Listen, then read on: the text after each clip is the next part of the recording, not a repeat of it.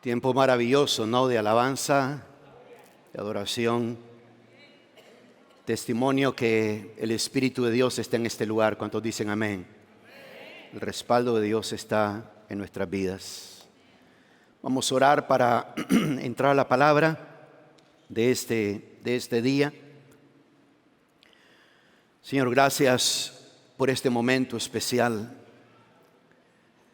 Gracias porque tu Espíritu Santo ministra nuestras vidas. Tú renuevas nuestras fuerzas. Tú nos das la gracia de correr y no cansarnos. Tú nos das la gracia de poder levantarnos como las águilas sobre cualquier montaña, sobre cualquier obstáculo, sobre cualquier situación. Tú nos das la gracia. Gracias por tu presencia. Gracias por permitirnos y el gran privilegio de adorarte y exaltarte, Señor, de esa manera. Gracias por el agradecimiento, Señor. Gracias por las personas que has guardado y has protegido. Gracias, Señor, por proteger la vida de nuestro hermano Rudy. Lo guardaste de que ese ataque al corazón no pasara más allá. Oramos por un pronto restablecimiento en su vida. Oramos, Señor, que los que estamos aquí seamos fortalecidos en el ser interior, en nuestro ser, en nuestro espíritu, en nuestra vida. Y sabemos que tu palabra, Señor, nunca regresa a ti vacía. Tu palabra cumple el propósito por el cual envías. Gracias por este día, en el poderoso nombre de Jesús. Amén y amén. Aleluya. Démosle un aplauso fuerte al Espíritu Santo.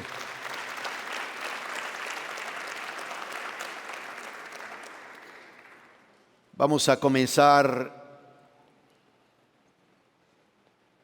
leyendo una historia muy interesante. Me he dispuesto en estos domingos estar compartiendo con ustedes enseñanzas donde el Señor Jesucristo nos da muchas lecciones de vida, muchas lecciones para cada uno de nosotros. Y vamos a ver una experiencia que tuvo el Señor Jesucristo con unas personas.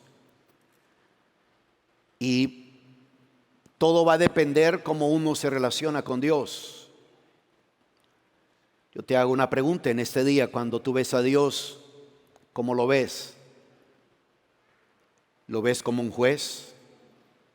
Porque si vemos a Dios como un juez, entonces vamos a tender a distanciarnos de Él. Especialmente te pregunto, ¿cómo ves a Dios cuando has fracasado? ¿Cómo ves a Dios cuando uno ha llevado a cabo algo incorrecto, algo indebido? ¿Cómo te sientes? ¿Cómo ves a Dios? Y vamos a ver el evento de una mujer que vamos a leer hoy, que fue forzada a estar en la presencia de Jesús. Ella no quería estar ahí, ella fue forzada a estar ahí. Y no solamente estaba Jesús, había una gran multitud. La Biblia dice que donde Jesús iba, una multitud siempre le seguía. El único momento que él estaba solo era el tiempo que se había tomado él para orar y apartarse. Él se apartaba para estar un tiempo a solas. Vamos a ver lo que dice el Evangelio de Juan en el capítulo 8 del Evangelio de Juan. Y vamos a ver algunas cosas ahí que revelan el carácter de Dios y que revelan también el carácter de la gente y que revela cómo nos ve Dios cuando fracasamos y cómo se relaciona el Señor con la persona versus el pecado. Y vamos a ver que es algo completamente diferente. Dice ese Evangelio de Juan, en el Evangelio de Juan, en el capítulo 8. Comienzo leyendo desde el versículo 1 de Juan 8. Dice la palabra: pero Jesús se fue al monte de los olivos, y al amanecer vino otra vez al templo, y todo el pueblo venía a él. ¿Quién venía a él? Todo el pueblo venía a él. Y sentándose, dice, les enseñaba.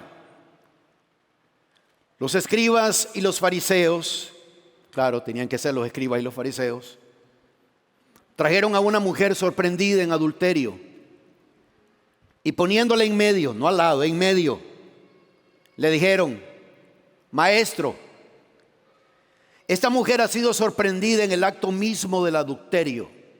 ¿Están leyendo lo que yo estoy leyendo? ¿Sí están leyendo lo que yo estoy leyendo? Aquí dicen los fariseos y los escribas de que no le llegaron con el chisme, de que no oyeron rumores, sino que acaban de traer una mujer delante de Jesús que ha sido sorprendida en el acto mismo del adulterio.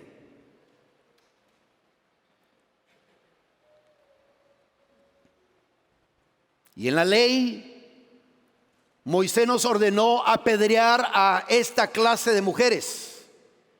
Tú pues, ¿qué dices?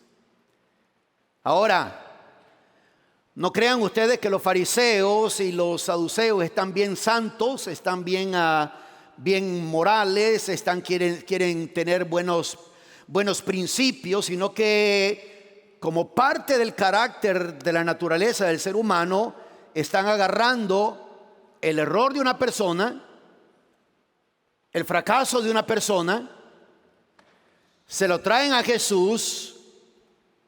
Y dice ahí claramente el Evangelio de Juan, cuando narra sobre este evento, dice, cuando le hacen la pregunta: tú pues, ¿qué dices? Siempre he dicho yo esto, que cuando una persona hace una pregunta puede tener dos razones. Una, quiere aprender. Dos, quiere probarte.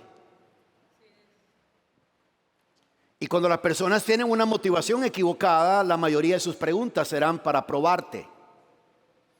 Porque en su cabeza, en su mente, ellos ya tienen la respuesta. Quieren saber si tú tienes la respuesta como ellos la tienen. Y en la ley dice: Moisés nos ordenó apedrear a esta clase de mujeres. Tú pues, ¿qué dices? Y dice el versículo 6, decían esto probándole, para tener de qué acusarle, pero Jesús, miren lo que está diciendo, decían esto probándole para tener de qué acusarle, pero Jesús se inclinó y con el dedo escribía en la tierra. Pero como insistían en preguntarle, Jesús se enderezó y les dijo: el que de vosotros esté sin pecado, sea el primero en tirarle una piedra. E inclinándose de nuevo, escribía en la tierra. Pero al oír ellos esto, se fueron retirando uno a uno, comenzando por los de mayor edad, y dejaron solo a Jesús y a la mujer que estaba en medio. Enderezándose Jesús le dijo: mujer, ¿dónde están ellos? Ninguno te ha condenado. Y ella respondió: ninguno, Señor. Entonces Jesús le dijo: yo tampoco te condeno, vete, desde ahora no peques más. Cuando comencé yo en mi caminar en el Evangelio, si algo que a mí me fascinaba leer eran los Evangelios, porque están llenos de experiencias, y si uno tiene una mentalidad correcta, el Espíritu Santo le puede a uno mostrar y revelar qué es lo que Dios quiere comunicarle a uno. Aquí vemos la multitud, vemos hay un grupo, los fariseos, los escribas y los fariseos le están tendiendo una trampa a Jesús. Están usando la falta de una persona, el pecado de una persona. En otras palabras, a los escribas y a los fariseos, esta mujer no les importa nada. O sea, si uno no entiende lo que está diciendo ahí la palabra, uno puede ver, no, es que los escribas y los fariseos eran bien justos, eran bien santos, y entonces esta mujer adúltera la han traído. Claramente dice la palabra que la razón por la cual esa mujer está ahí, imagínense que tuvieron que esperar que la mujer estuviera en el acto mismo del adulterio e ir a agarrarla.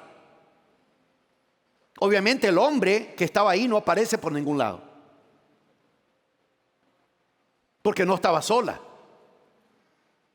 es solo la mujer. Y la llevan delante de Jesús, y dice claramente la palabra que lo hacían esto para ponerle a prueba. Para ponerle a prueba, ¿qué? Querían buscar a ver qué encontraban en la respuesta de Jesús para acusarle, para tener algo más en contra de Jesús. Obviamente, muchos de estos religiosos de ese tiempo estaban más preocupados por lo externo que por lo interno. Y dice la palabra que cuando le están haciendo esa pregunta a Jesús, Jesús está escribiendo. Hay muchas conclusiones de qué es lo que Jesús puede escribir o qué él estaba escribiendo. Algunas de estas declaraciones son muy interesantes, se oyen muy bien y todo eso, podrían ser aplicables, pero debido a que el texto no nos permite una buena exégesis para decir si eso es lo que estaba diciendo, solo son sugerencias. No sabemos qué Jesús estaba escribiendo. No sabemos qué es lo que Jesús estaba pensando. Algunas personas dicen que Jesús lo que estaba escribiendo eran los pecados de esa persona. No sabemos que si él estaba haciendo eso. Otros dicen que Jesús estaba escribiendo algo que tenía que ver con la ley, que no justificaba lo que estas personas estaban haciendo. La cuestión es que a Jesús le insisten. Y Jesús llega un momento de tanta insistencia, de tanto que le están insistiendo, que Jesús les da una respuesta sencilla pero poderosa. Él dice: está bien,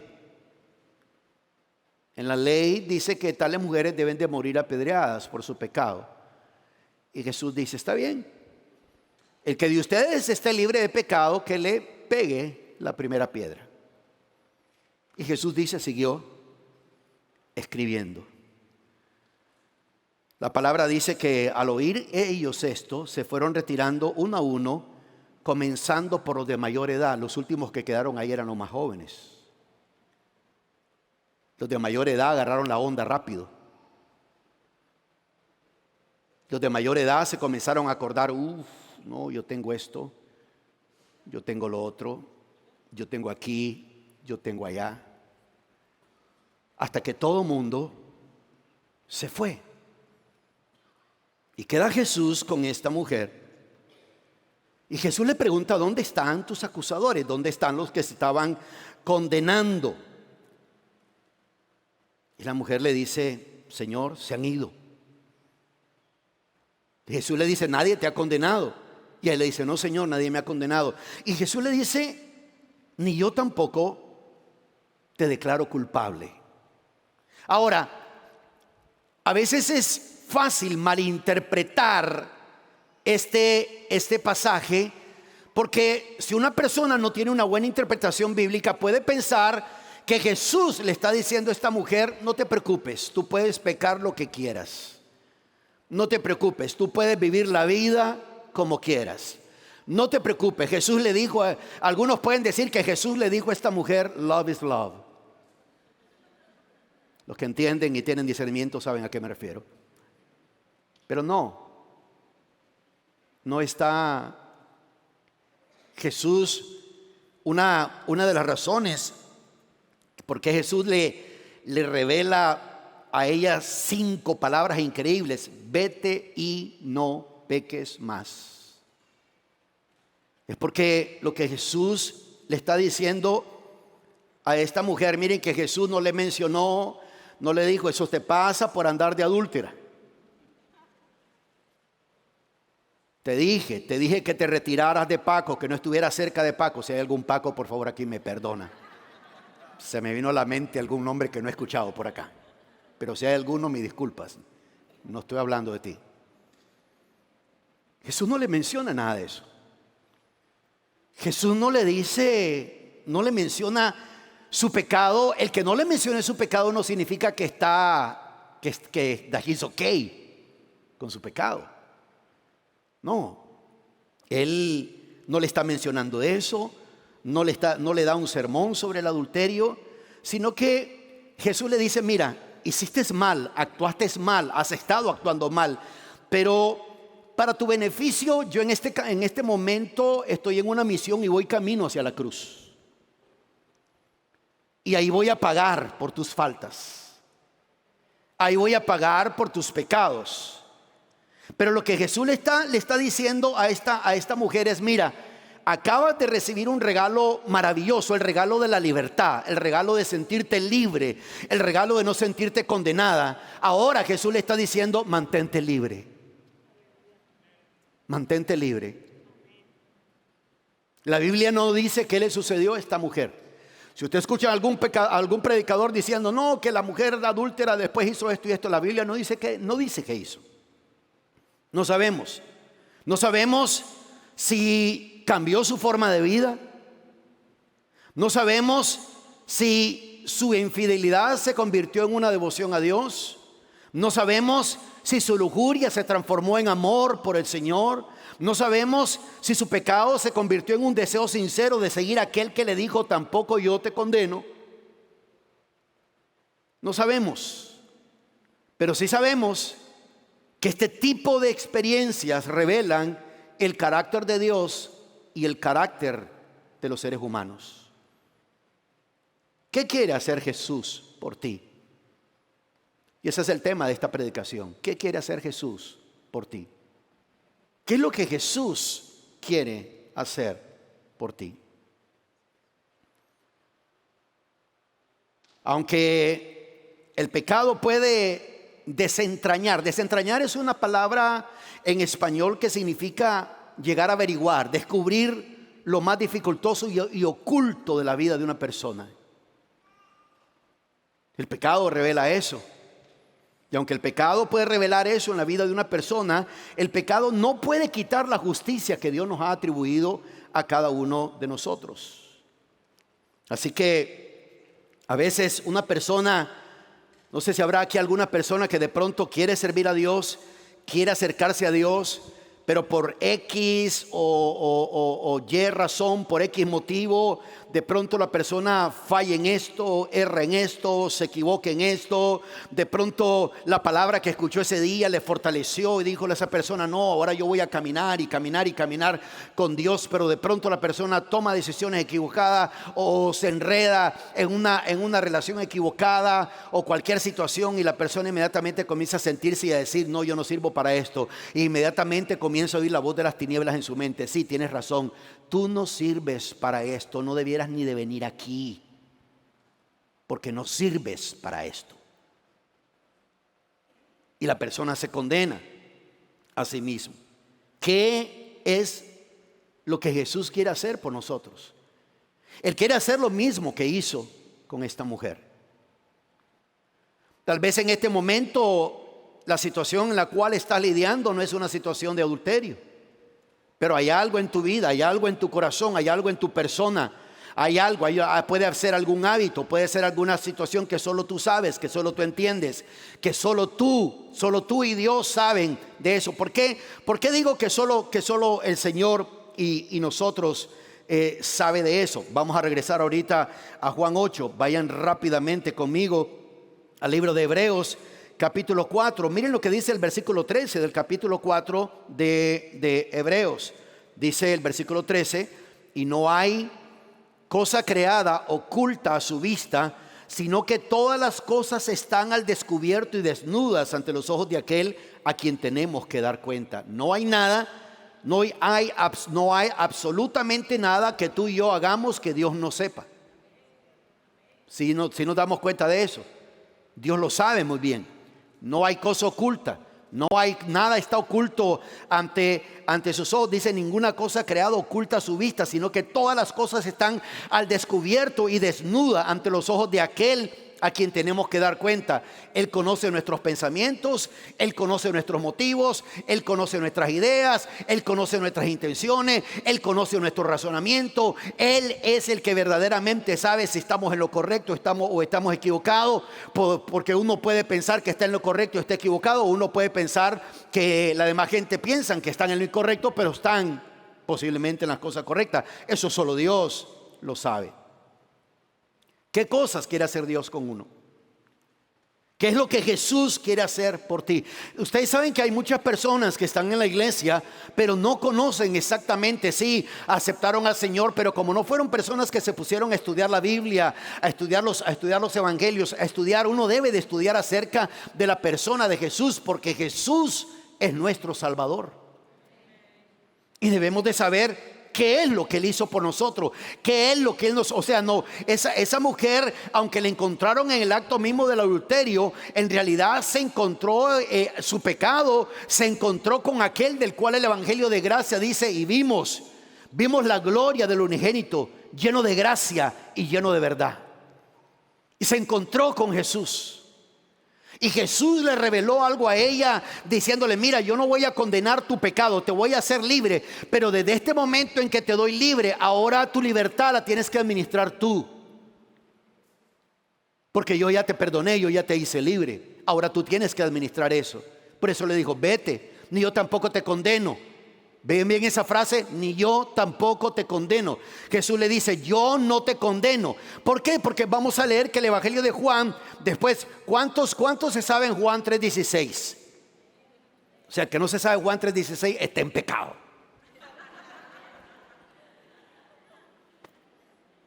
Si un hombre no se sabe Juan 3:16, está en pecado. Sale en todos los partidos de fútbol.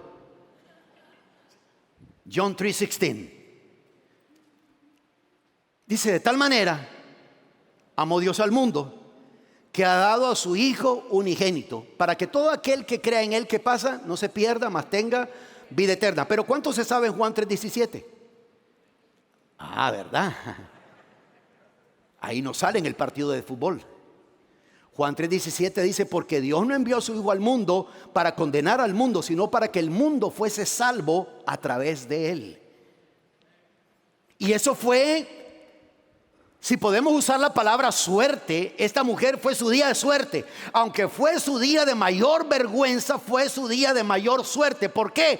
Porque se encontró con aquel que dijo, yo soy el camino, la verdad y la vida. Se encontró con aquel que le dijo, mira, yo no te condeno, yo no te voy a condenar, pero te doy un consejo que quiero que lo escuches siempre. Vete y no peques más. En otras palabras, no regreses a lo mismo. No regreses a lo que te estaba dominando, porque Dios conoce todo. Él cuando los escribas y le pusieron esa trampa a Jesús, Él sabía que no se trataba de la mujer. Él sabía que no se trataba de eso. No se trataba de eso. Saben, en este momento que vivimos, en este tiempo que vivimos en un tiempo de batalla de información. Las redes sociales le manejan bien fácil las emociones a las personas, bien fácil. Y a través de las redes sociales y los medios de noticias bien se puede demonizar a una persona o a un país y hacerlo ver lo peor del mundo. Es interesante ver cristianos defendiendo el Islam y no tienen ni idea. No tienen ni idea que parte de las metas que tiene el Islam es conquistar el mundo. Conquistar el mundo.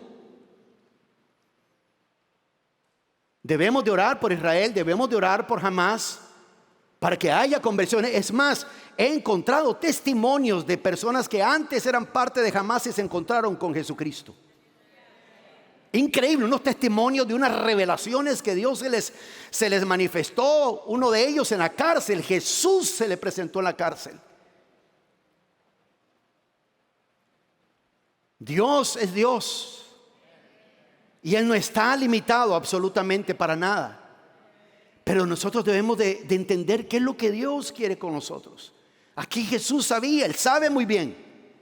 Él sabe muy bien lo que querían hacer. En la trampa que le estaban tendiendo, lo que querían lograr contra Él. Pero ¿qué es en realidad lo que Jesús quiere hacer con nosotros? El libro de Romanos nos habla algo de esto. Romanos capítulo 6, de los versículos 12 al versículo 14. Son unos versículos bien tremendos. Romanos 6, del 12 al 14, se los leo. Dice de esta manera: por tanto, no reine el pecado en vuestro cuerpo mortal para que no obedezcáis sus lujurias, ni presentéis los miembros de vuestro cuerpo al pecado como instrumentos de iniquidad, sino presentaos vosotros mismos a Dios como vivos de entre los muertos y vuestros miembros a Dios como instrumentos de justicia, porque el pecado no tendrá dominio sobre vosotros, pues no estáis bajo la ley, sino estáis bajo la gracia. O sea, caminar bajo la gracia no es licencia para pecar. Caminar bajo la gracia no es hago lo que yo quiero y estoy tranquilo. Caminar bajo la gracia, entender que se me ha dado un regalo poderoso, se me ha dado una libertad tremenda. Miren ese mismo versículo en la nueva traducción viviente. Dice, en la nueva traducción viviente, versículo 12, no permitan que el pecado controle la manera en que viven. No caigan en los deseos pecaminosos. No dejen que ninguna parte de su cuerpo se convierta en un instrumento del mal para servir al pecado. En cambio, entréguense completamente a Dios, porque antes estaban muertos, pero ahora tienen una vida nueva. Así que usen todo su cuerpo como un instrumento para hacer lo que es correcto para la gloria de Dios. El pecado ya no es más su amo. Ya no es más su amo. Porque ustedes ya no viven bajo las exigencias de la ley. En cambio, viven en la libertad de la gracia de Dios. Lo primero que Dios quiere hacer, el Señor quiere hacer, es Él quiere reemplazar la culpa con una dosis de gracia que recibimos todos los días. La sanidad, la cura para la culpa es la gracia. Entender de que Dios está diciendo, mira, yo tengo buen plan contigo, yo tengo buenos deseos contigo, yo quiero hacer cosas grandes contigo, pero hay algo que Dios no puede administrar por nosotros y es la libertad que Él nos ha dado. Dios te ha dado a ti y a mí la libertad de hacer con nuestra vida lo que querramos. ¿Sabían eso? O sea, cuando un niño, cuando un joven le dice a su papá y su mamá, yo puedo hacer con mi vida lo que quiera, tiene razón. Eso no es excusa para ir a desbaratarse la vida. Porque la libertad, es más difícil administrar la libertad que la esclavitud. Es más difícil vivir como una persona libre que como una persona esclavizada. Y Jesús dice que Él quiere reemplazar esa culpa con esa dosis de gracia que recibimos todos los días. Él agarra nuestra culpa, Él la reemplaza con su gracia. Y entendamos, nuestra culpa es las consecuencias de esa acción que tuvimos. Y lo que Jesús está diciendo, mira, te estoy dando la gracia, te estoy dando el poder para vencer, pero de aquí en adelante, it's on you. Depende de ti lo que quieras hacer con lo que yo te estoy dando en este momento. La gracia tiene su valor. La gracia viene del Señor y es algo que nosotros no podemos comprar, es algo que nosotros no podemos ganar. Nadie de los que está aquí puede comprar gracia. Nadie de los que está aquí puede hacer algo para ganarse la gracia. Es algo gratuito, es parte de los beneficios de lo que Jesús vino a hacer por nosotros en la cruz del Calvario. Amén. Amén.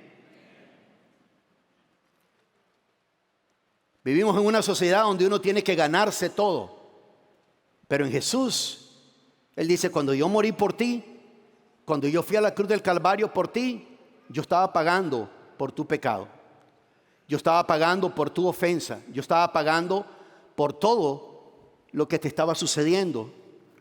Y luego Él nos da la gracia para uno poder caminar en esa libertad. Ninguno de nosotros nos vamos a poder presentar delante de Dios un día y decirle, es que yo no sabía qué hacer con eso, no hallaba qué hacer con eso, me controlaba. Y Dios nos va a decir, no, yo te di la gracia.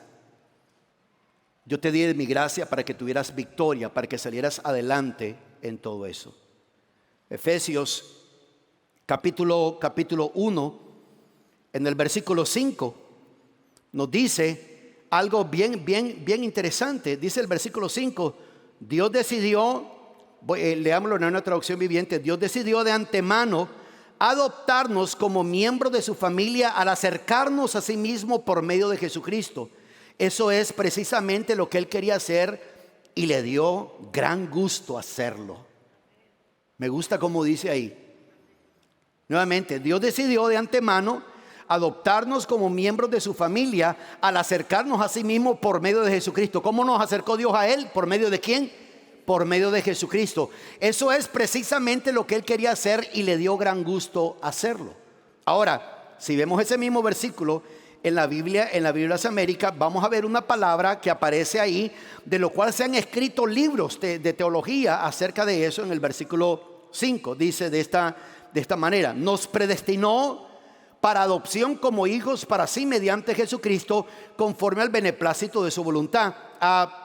En la parte de teología hay una teología que se llama, bueno, la teología de la predestinación. Lo que se presenta a través de en breves palabras, teología de la predestinación, es de que ya Dios predestinó quién va a ser salvo y quién no, quién ya Dios predestinó eso.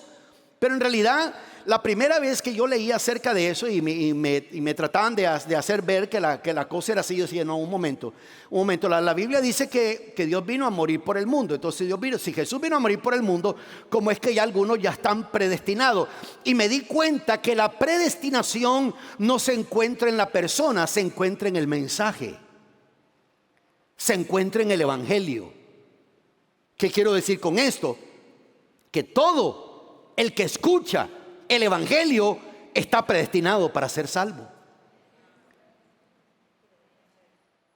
La predestinación está en el evangelio, no en la persona.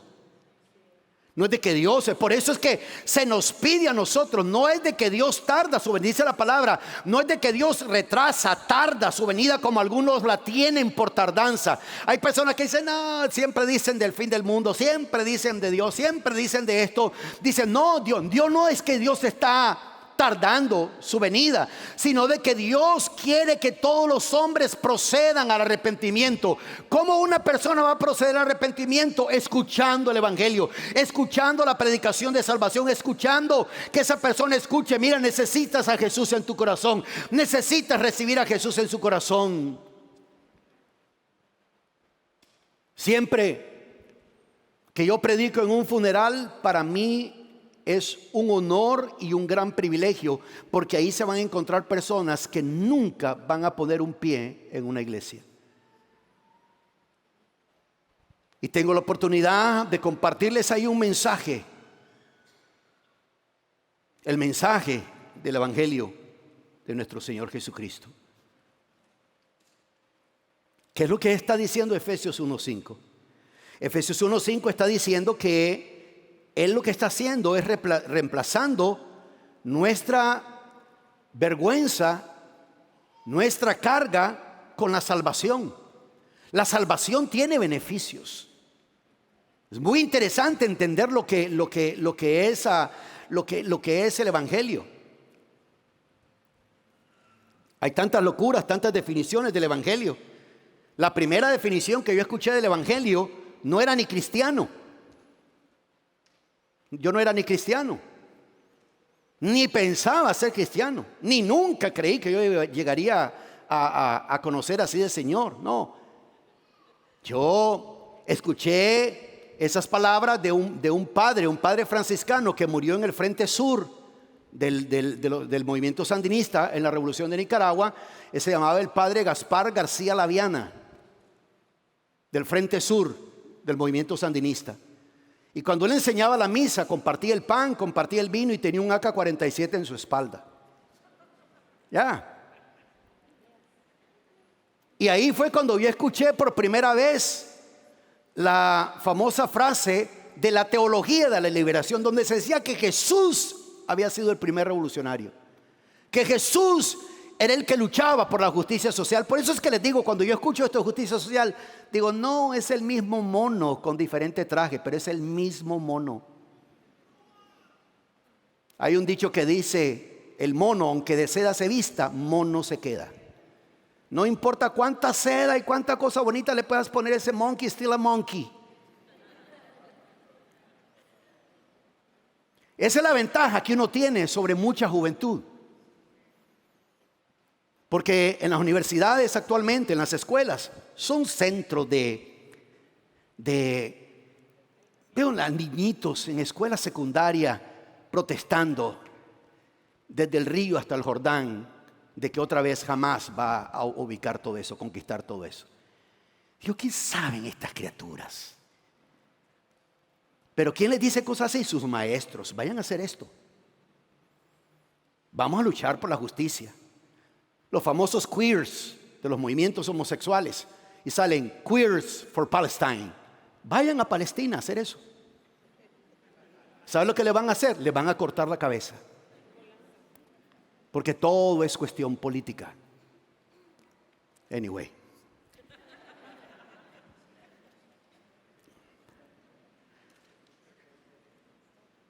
Cuando uno ve hacia atrás y uno entiende, bueno, Jesús no fue el primer revolucionario. No. Jesús vino a darnos vida eterna. Jesús vino a que nosotros conociéramos la vida. Es más, Jesús no vino ni a cambiar religión. No vino a cambiar religión. Jesús nació judío y murió siendo judío. Él nunca le dijo a los suyos: deben de dejar de ser judíos. Porque para eso se levantaron apóstoles para los gentiles y apóstoles para los judíos. Pedro fue enviado en una misión con el evangelio para los judíos, y Pablo fue llevado con el evangelio con una misión para los gentiles. Pero Jesús lo que nos está diciendo es, como dice este versículo 14, está diciendo, este versículo 4, perdón, desde antes de la fundación del mundo. Eso es interesante.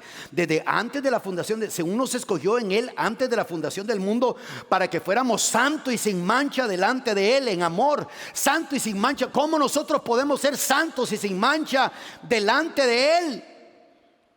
Si una de las primeras maneras como nosotros aprendimos a orar es: Señor, perdona mis pecados, soy un pecador, soy esto, soy pecador de aquí, soy pecador de allá, soy pecador de lo otro.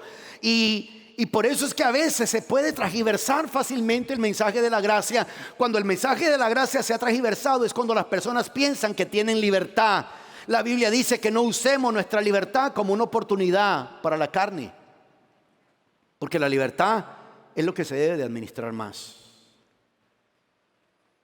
Jesús está diciendo: yo voy a agarrar tu vergüenza, lo voy a cambiar, lo voy a reponer, te voy a cubrir de salvación, porque eres importante para mí. Mira, despreocúpate si la gente habla mal de ti, despreocúpate. ¿Por qué le das tanto valor a eso? Hay personas que hasta pierden el sueño cuando se dan cuenta que alguien habló mal de ellos. Se ponen a llorar. ¿Para qué? ¿Para qué llorar por alguien que habla mal de uno? ¿Por qué? ¿Cuál es la onda de llorar? Es que oren por mí, que me di cuenta que dicen eso. ¿Por qué? ¿No gastes tu energía en eso? A mí lo que me interesa es qué dice Dios de mí. ¿Qué habla Dios de mí? ¿Qué me dice su palabra? Si su palabra dice que yo soy amado y yo soy aceptado, ya la hice. Ya la hice. Lo demás son puros bonos. Lo demás son cosas que se agregan, cosas que vienen. Pero uno tiene que entender que Jesús hizo eso. También hay algo muy, muy interesante que el Señor quiere que nosotros hagamos. Y les voy a explicar a qué se refiere ahí en Juan.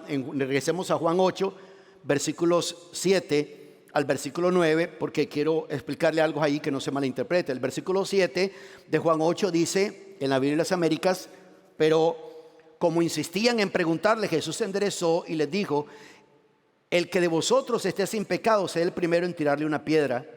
E inclinándose de nuevo, escribía en tierra.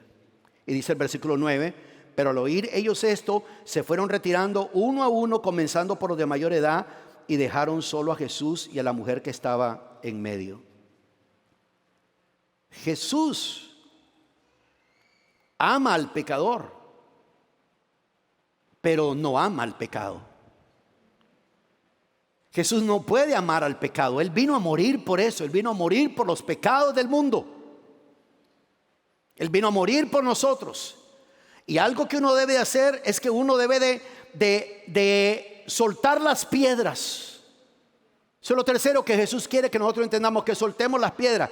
¿A qué me estoy refiriendo con soltar las piedras? Que nunca critiquemos a nadie, que nunca digamos nada de nadie, que nunca hagamos esto. No, porque estaríamos haciendo que el versículo o que este pasaje diga algo que no está diciendo. Esa es la cuestión del exégesis y la hermenéutica, de que es la ciencia de la interpretación bíblica. Uno puede agarrar, ¿saben ustedes de que una persona puede usar la Biblia y puede estar orando a Dios y puede usar la Biblia y encontrar un versículo que refuerce lo que quiere hacer. Lo va a hallar, lo va a encontrar. Y por eso es que uno, a la palabra de Dios, uno se tiene que acercar, como dice el libro de Hebreos, que la palabra de Dios es viva y eficaz, más cortante que toda espada de dos filos. Dice que esa palabra tiene una capacidad. Esa palabra discierne los pensamientos y las intenciones del corazón y puede llegar aún a lo más oculto. Uno puede tener base bíblica para hacer lo que uno quiera, pero lo que Dios ve es la intención. Lo que Dios ve es la motivación de esa persona. Uno puede decir, ¿se da cuenta, pastor? Aquí Jesús no condenó a esta mujer y usted condena a estas personas y a esta persona. Yo no condeno. Nunca he condenado a nadie de acá. Lo que yo hablo es de las agendas que tienen. De lo que yo hago es de la destrucción que se lleva a cabo, de los planes maléficos que se llevan a cabo. Tengan mucho cuidado con sus hijos, con sus hijas. Desde el momento en que los escuchen hablar en sus casas acerca de justicia social y de defender al pobre, defender esto y lo otro, ya estuvo. Ya les metieron ideas en la cabeza. Toma en cuenta que tu hijo o tu hija está en la escuela 5 días a la semana. Algunos hasta por 7 horas.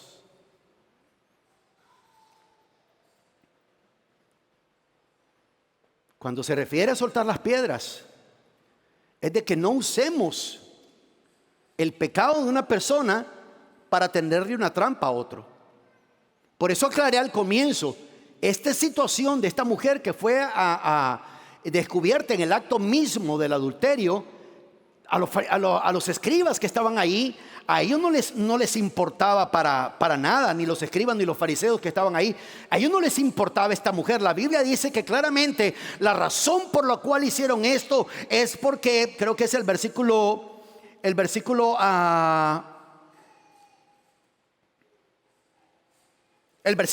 donde dice, decían esto probándole para tener de qué acusarle. No se dan cuenta, iglesia, no se trataba de la mujer. ¿Estamos claros en eso?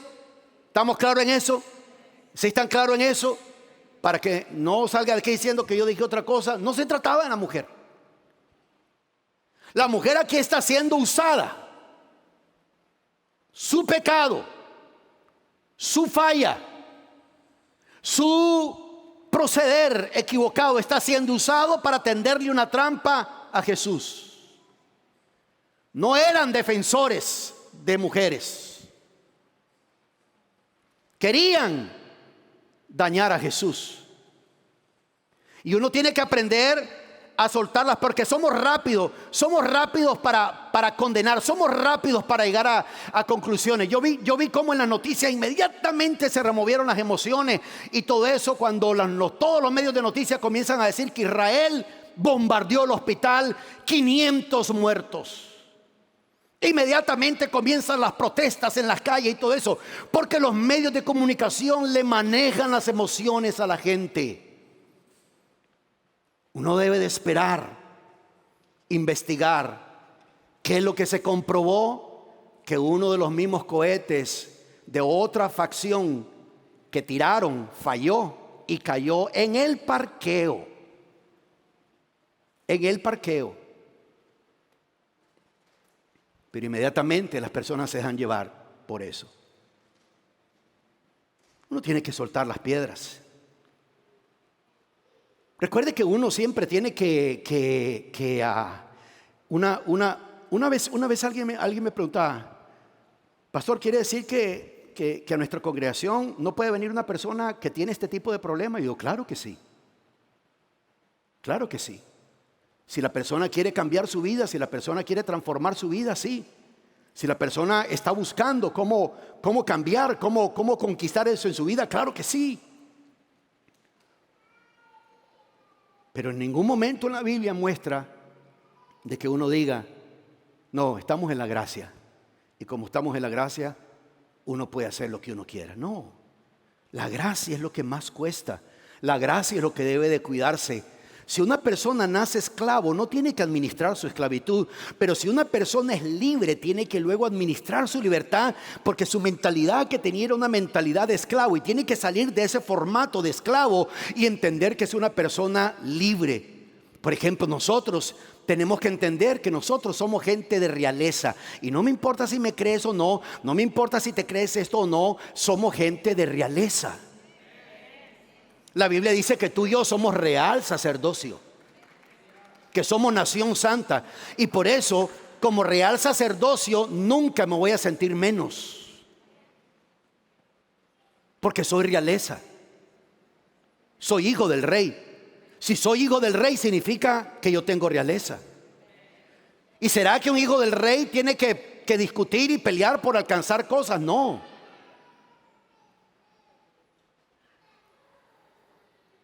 Un rey no pide, un rey solo da instrucciones que le traigan algo.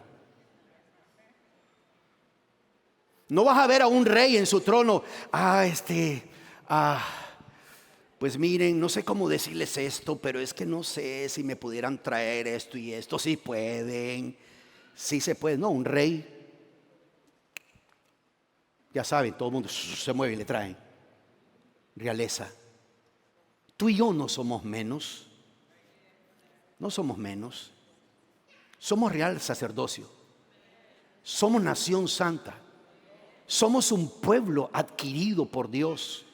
Dios nos ha adquirido a nosotros. Somos un pueblo adquirido por Dios. Somos valiosos. Hemos sido comprados a precio de sangre preciosa. Por tu vida, por tu libertad se ha pagado el precio más alto que se ha pagado en la humanidad. Tú puedes escuchar una qué sé yo, ¿cómo se le llama? Donde están vendiendo productos, a ver quién da más. Una subasta, gracias por decirme. Una subasta, uno puede escuchar y uno puede ver, mira, se subastó, qué sé yo, tales zapatos en tantos millones, tal cosa en tantos millones. Y uno dice, pero ¿por qué dan tantos millones por eso? Pero ¿sabes una cosa?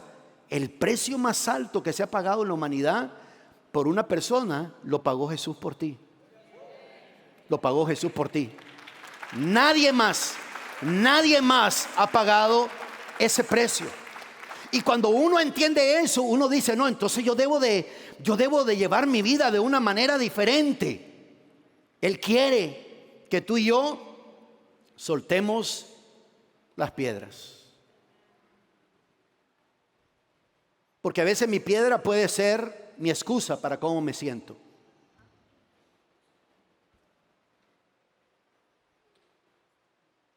Puedes tener una piedra de no me gusta cómo habla el pastor. I'm sorry. I'm so sorry. Pero no lo digo por ti.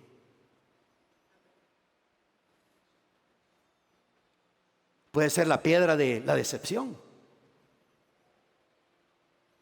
Puede ser la piedra de, estaba buscando la oportunidad, ahora yo soy el que te voy a dar la pedrada. Puede ser la piedra de, tenía razón. Puede ser la piedra de, se los dije. Sí o no, se los dije, sí o no. Se los dije. Toda persona que carga una piedra tiene una característica interesante: se mantiene distanciada de Dios. Dice que cada uno de los que estaban ahí salieron. Primero los mayores de edad, primero los ancianos y después los demás. Fueron saliendo de ese lugar. Tenemos que soltar las piedras. Romanos capítulo 5. Versículos del 9 al 11. Mire lo que dice Romanos 5, del 9 al 11. Dice, entonces, vamos a leer desde el 8. Proyecten el 8, por favor, muchachos. Y lo voy a leer ahí en la Nueva Traducción Viviente, como lo tienen ustedes. Dice el 8. Pero Dios mostró el gran amor que nos tiene al enviar a Cristo a morir por nosotros cuando todavía éramos, ¿qué cosa? ¿Qué éramos nosotros cuando llegamos a Jesús? Pecadores. No importa el estatus que tuviéramos, no importa si teníamos dinero o no, no importa si nos iba bien o mal, no importa si eras educado o no educado, no importa si tenías diplomas o no tenías diplomas, éramos pecadores. Punto. No hay ni un cuarto de pecador, medio pecador, éramos pecadores. Y Dios mostró, ahí es la demostración de amor, de que siendo aún pecadores, Cristo murió por nosotros. Versículo 9, entonces, ya que hemos sido hechos justos a los ojos de Dios, eso es lo que hace el sacrificio de Jesús. No es de que nos volvemos las mejores personas del mundo, sino que dice la palabra, entonces, ya que hemos sido hechos justos a los ojos de Dios por la sangre de Cristo, con toda seguridad Él nos salvará de la condenación de Dios. Él nos salvará, dice, de la condenación de Dios. Versículo 10, pues como nuestra amistad con Dios quedó restablecida por la muerte de su Hijo, cuando todavía éramos sus enemigos, con toda seguridad seremos salvos por la vida de su Hijo. Así que ahora podemos alegrarnos por nuestra nueva y maravillosa relación con Dios, gracias a que nuestro Señor Jesucristo nos hizo amigos de Dios. Ahí está la gran diferencia entre religión. ¿Qué es lo que el Señor hizo con nosotros? Él quiere que nosotros entendamos, que soltemos las piedras, porque está el carácter humano versus el carácter de Dios. ¿Saben? Hoy más que nunca necesitamos ganar almas para Cristo. Y no me refiero a ganar almas para Cristo solamente para tener más personas. El tiempo está cerca. Necesitamos que las personas se encuentren con el Señor, que tengan una relación con el Señor. ¿Cuáles son los efectos de recibir esa justicia?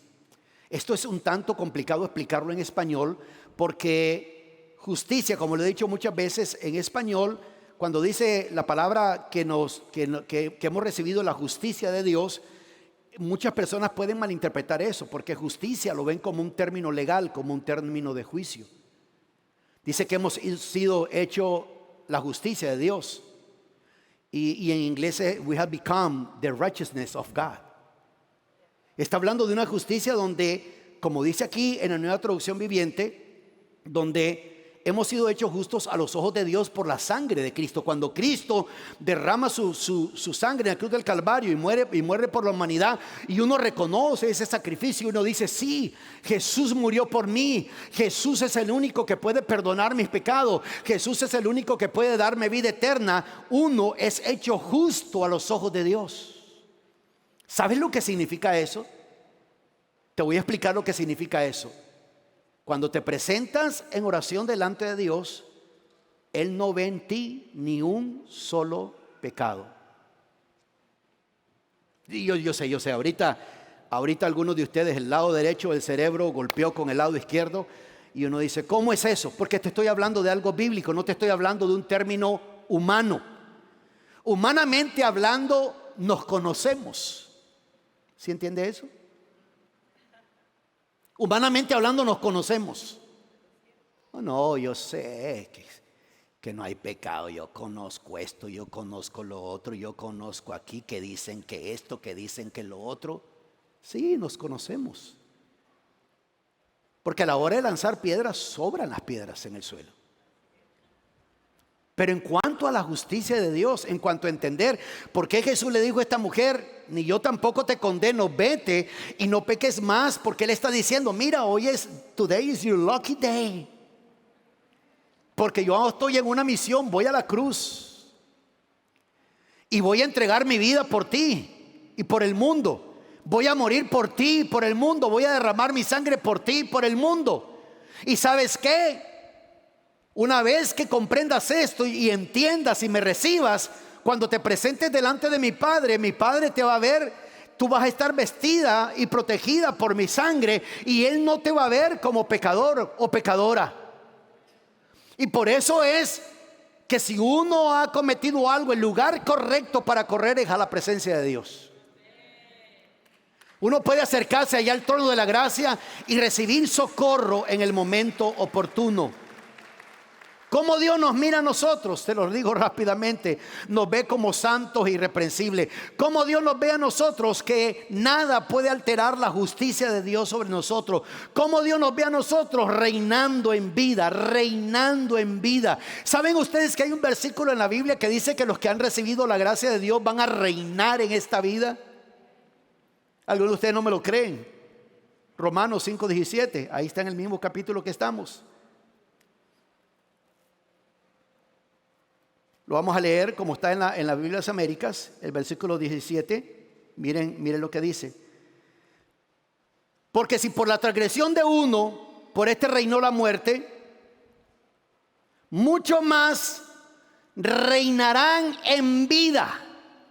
No cuando se mueran. Reinarán en vida por medio de uno, Jesucristo. ¿Quiénes son los que van a reinar en vida por medio de Jesucristo?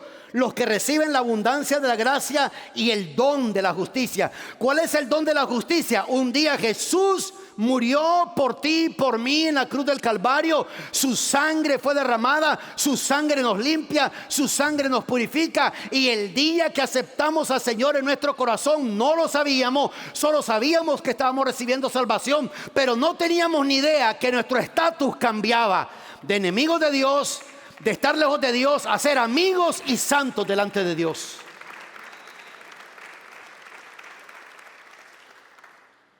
Reinamos en vida. Reinamos en vida. Por eso Santiago 5:16, cuando uno ora, él dice, la oración del justo puede mucho. Porque ya no es la oración de cualquier persona. Es la oración de alguien que ha recibido la justicia de Dios. Y esa persona puede moverse en libertad. Voy a terminar con un versículo. Está en 1 Corintios, en el capítulo 2 de 1 Corintios.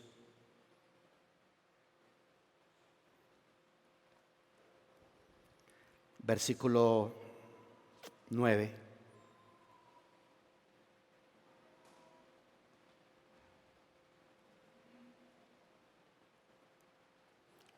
O leamos desde el 8, por favor.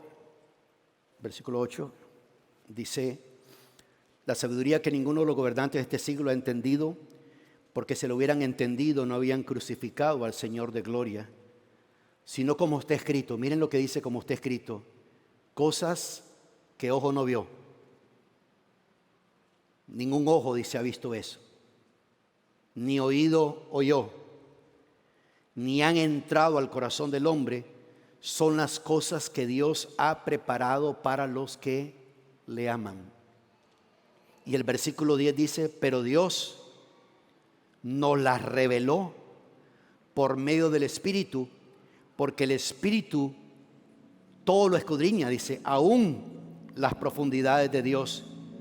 Porque entre los hombres, ¿quién conoce los pensamientos de un hombre sino el Espíritu del hombre que está en él? Asimismo, nadie conoce los pensamientos de Dios sino el Espíritu de Dios.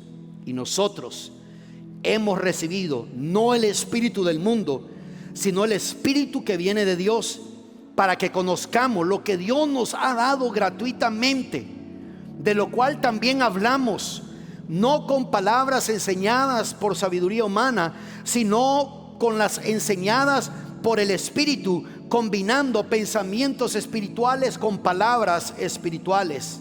Pero el hombre natural no acepta las cosas del Espíritu de Dios, porque para él son necedad y no las puede entender, porque se disciernen espiritualmente. En cambio, el que es espiritual juzga todas las cosas, pero él no es juzgado por nadie. Porque ¿quién ha conocido la mente del Señor para que le instruya?